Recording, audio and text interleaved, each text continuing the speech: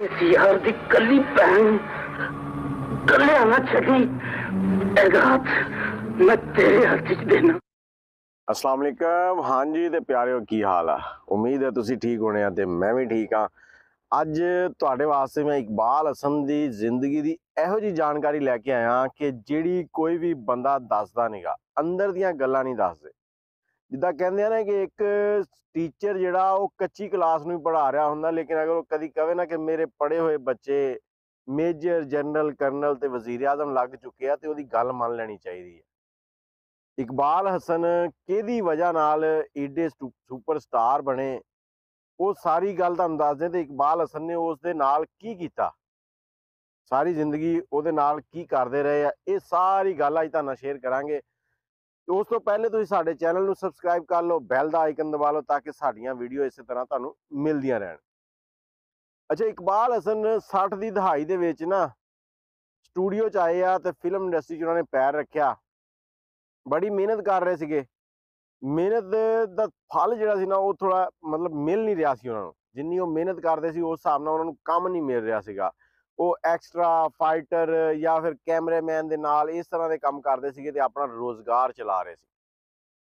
ਤੇ 1966 ਦੇ ਵਿੱਚ ਹੀ ਇੱਕ ਫਿਲਮ ਬਣ ਰਹੀ ਹੁੰਦੀ ਹੈ ਇਮਾਮਦੀਨ ਕੋ ਹਾਵੀਆ, ਉਹਦੇ ਵਿੱਚ ਐਕਸਟਰਾ ਦਾ ਕੰਮ ਕਰ ਰਹੇ ਹੁੰਦੇ ਆ। ਬੜੀ ਸ਼ਾਨਦਾਰ ਫਿਲਮ ਹੈ, ਅਗਰ ਤੁਸੀਂ ਵੇਖੋ ਤਾਂ ਬੜਾ ਮਜ਼ਾ ਆਏਗਾ। ਤੇ 1967 ਦੇ ਵਿੱਚ ਉਹਨਾਂ ਨੂੰ ਫਿਲਮ ਸੱਸੀ ਪੁੰਨੂ, ਉਹਦੇ ਵਿੱਚ ਹੀਰੋ ਦਾ ਰੋਲ ਮਿਲ ਗਿਆ। ਹੀਰੋ ਦਾ ਰੋਲ ਮਿਲ ਗਿਆ ਤੇ ਫਿਲਮ ਸਾਈਨ ਹੋ ਗਈ। ਹੁਣ ਉਹਦੇ ਨਾਲ ਹੀਰੋਇਨ ਲੈ ਕੇ ਆਣੀ ਸੀ।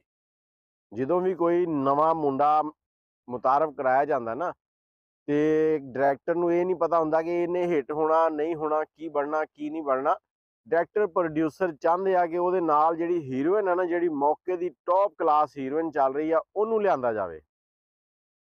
ਅੱਛਾ, ਫਿਲਮ ਓਕੇ ਹੋ ਗਈ ਆ। ਹੁਣ ਹੀਰੋਇਨ ਵਾਸਤੇ ਵੇਖ ਰਹੇ ਆ, ਜੇ ਇਸ ਹੀਰੋਇਨ ਨੂੰ ਵੀ ਜਾ ਕੇ ਸਟੋਰੀ ਸੁਣਾਉਣ, ਉਹ ਕਹੇ ਜੀ ਠੀਕ ਆ, ਵਾਹ ਜੀ ਵਾਹ, ਸ਼ਾਨਦਾਰ ਕੰਮ ਹੋ ਜਾਏਗਾ।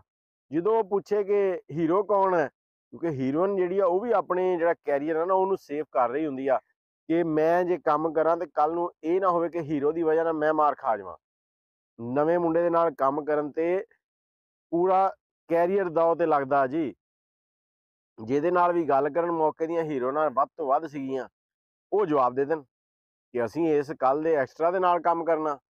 ਅੱਛਾ, ਆ ਜਾ ਕੇ ਉਸ ਟਾਈਮ ਦੀ ਸੁਪਰਸਟਾਰ ਹੀਰੋਇਨ ਜਿਹੜੀ ਸੀ ਨਾ, ਨਗਮਾ ਸਾਹਿਬਾ, ਮੈਡਮ ਨਗਮਾ, ਉਹਨਾਂ ਦੇ ਕੋਲ ਪ੍ਰੋਡਿਊਸਰ ਹਦਾਇਤਕਾਰ ਪਹੁੰਚੇ ਤੇ ਉਹਨਾਂ ਨੇ ਜਾ ਕੇ ਉਹਨਾਂ ਨਾਲ ਗੱਲ ਕੀਤੀ।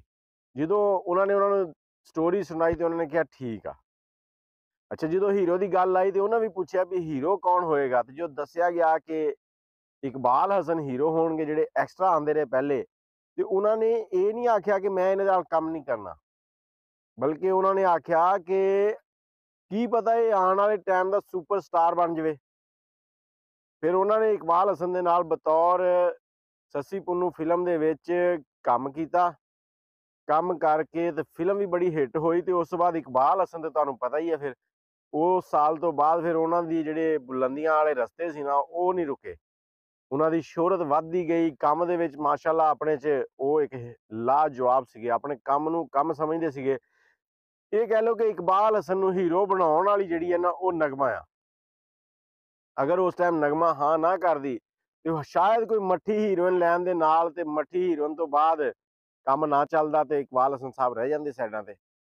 ਲੇਕਿਨ ਇਕਬਾਲ ਹਸਨ ਸਾਹਿਬ ਵੀ ਮਾਸ਼ਾਅੱਲਾ ਬਹੁਤ ਹੀ ਟੈਲੈਂਟਡ ਆ, ਬਹੁਤ ਹੀ ਮੰਝੇ ਹੋਏ ਸੀਗੇ ਤੇ ਉਹਨਾਂ ਨੇ ਵੀ ਕੰਮ ਦੀ ਇੰਤਹਾ ਕਰ ਦਿੱਤੀ, ਕੰਮ ਨੂੰ ਕੰਮ ਸਮਝ ਕੇ ਕੀਤਾ ਤੇ ਸਾਰੀ ਜ਼ਿੰਦਗੀ ਮੈਡਮ ਨਗਮਾ ਜਿਹੜੀ ਨਾ ਉਹਨਾਂ ਦਾ ਇਹਤਰਾਮ ਕਰਦੇ ਰਹੇ ਆ। ਇਹ ਇਹਤਰਾਮ ਇਸ ਵਜ੍ਹਾ ਤੋਂ ਕਿ ਮੇਰੀ ਪਹਿਲੀ ਫਿਲਮ ਇਹਨਾਂ ਦੇ ਨਾਲ ਸੀਗੀ ਤੇ ਇਹਨਾਂ ਨੇ ਮੈਨੂੰ ਇੱਕ ਐਕਸਟਰਾ ਤੋਂ ਹੀਰੋ ਦੇ ਤੌਰ ਤੇ ਸਮਝਿਆ, ਸਮਝ ਕੇ ਮੇਰੇ ਨਾਲ ਕੰਮ ਕੀਤਾ